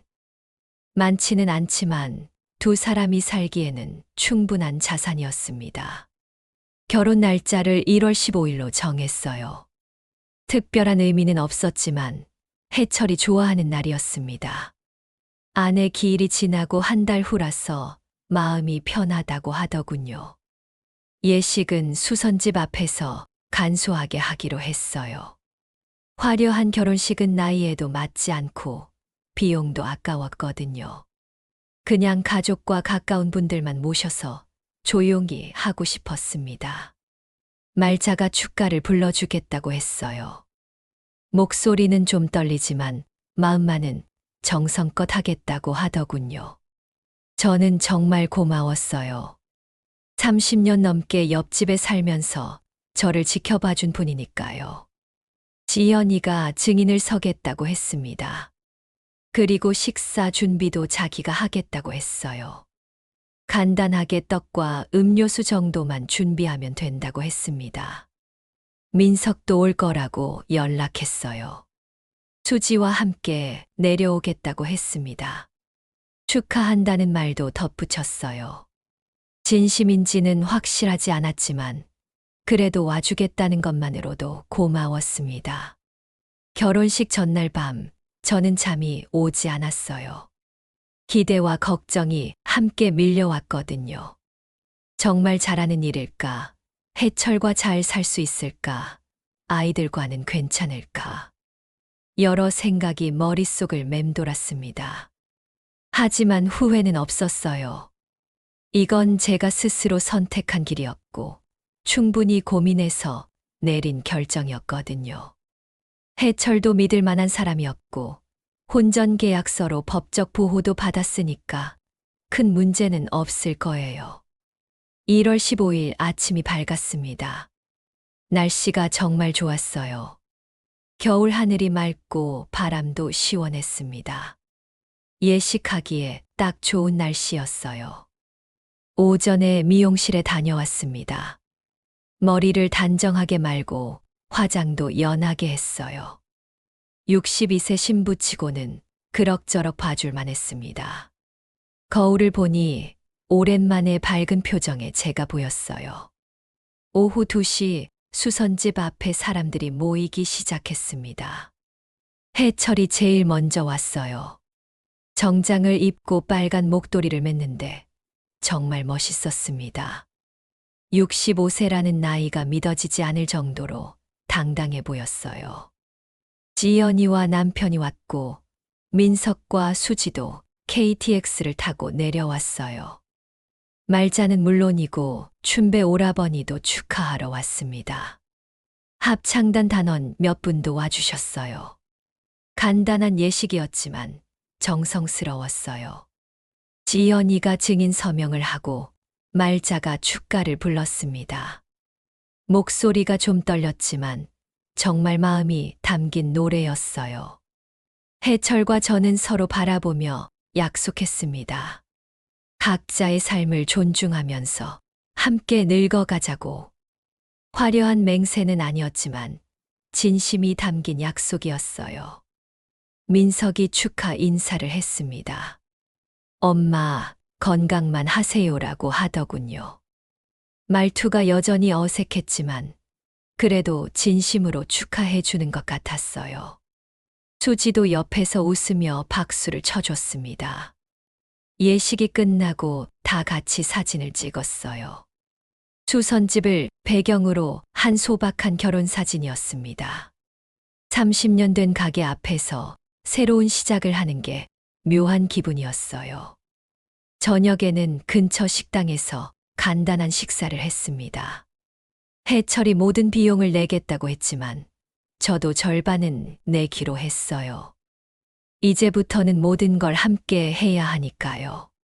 식사 후 해변 산책로를 걸었어요. 해철과 저, 그리고 아이들까지 함께 걸었습니다. 바닷바람이 시원했어요.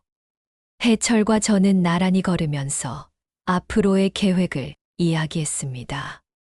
해철이 말했습니다. 수선집은 계속 운영하고 싶으면 하라고. 자기는 방해하지 않겠다고 했어요. 그리고 합창단 활동도 계속하자고 했습니다. 저도 해철에게 말했어요. 거제집은 언제든 가고 싶을 때 가라고.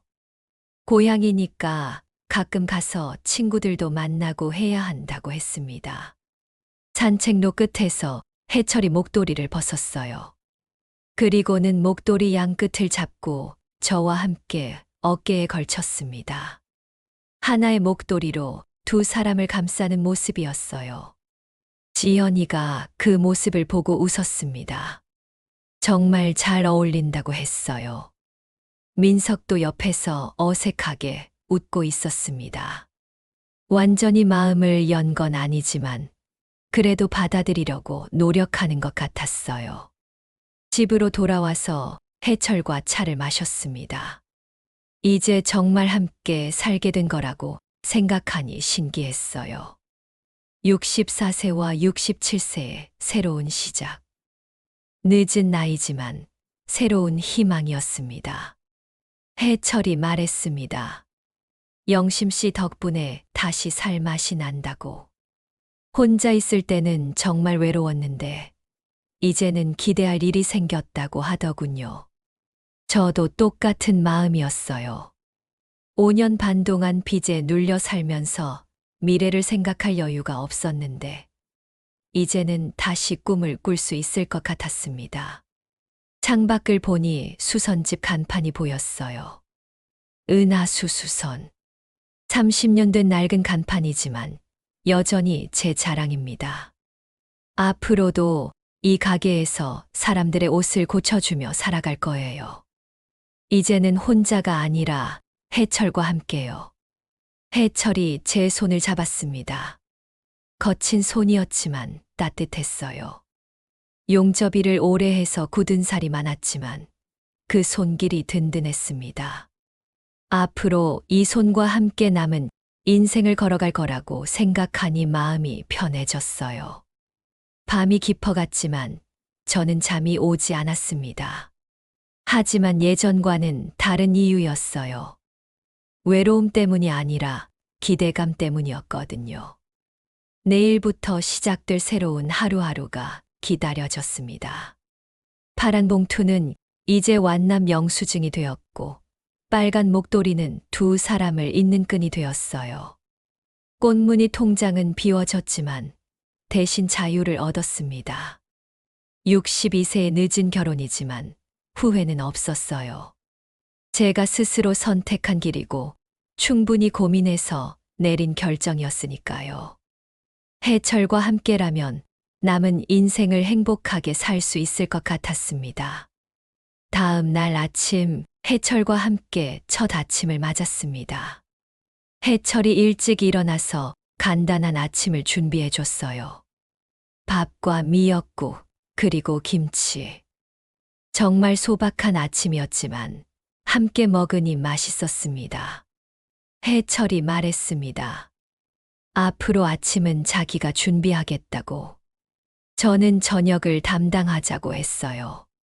점심은 각자 알아서 하기로 했습니다. 역할 분담을 하니까 더 현실적으로 느껴졌어요. 수선집 문을 열면서 해철과 함께 일하게 될 거라고 생각했습니다. 해철도 손재주가 있으니까 간단한 수선은 도와줄 수 있을 거예요. 두 사람이 함께하면 일도 더 재미있을 것 같았습니다. 은하수 수선 간판 밑에 해철이 서 있었어요. 빨간 목도리를 두른 모습이 이제는 자연스러워 보였습니다. 이 가게의 새로운 가족이 된 거죠. 첫 손님이 왔어요. 단추를 달아달라는 주문이었습니다. 저는 평소처럼 바느질을 시작했어요. 해철은 옆에서 지켜봤습니다. 이런 일상이 앞으로도 계속될 거라고 생각하니 마음이 따뜻해졌어요. 바늘과 실로 옷을 고치듯이 저는 제 인생도 다시 꿰매어 나가고 있었습니다. 끊어진 곳을 이어주고 해진 곳을 기워주면서 새롭게 만들어가는 거죠. 해철과 함께라면 그 일이 더 쉬워질 것 같았어요. 61세에 시작한 새로운 사랑, 62세에 맺어진 새로운 인연. 늦었다고 생각할 수도 있지만 저에게는 가장 적절한 타이밍이었습니다. 이제야 진짜 자유로운 선택을 할 수 있게 되었으니까요. 창밖으로 부산 바다가 보였어요. 넓고 푸른 바다처럼 앞으로 펼쳐질 저희의 시간도 그렇게 넓고 깊을 거라고 믿습니다. 해철과 함께 걸어갈 남은 인생이 기대되었어요. 좋아요와 구독 부탁드립니다. 여러분의 생각을 댓글로 달아주세요.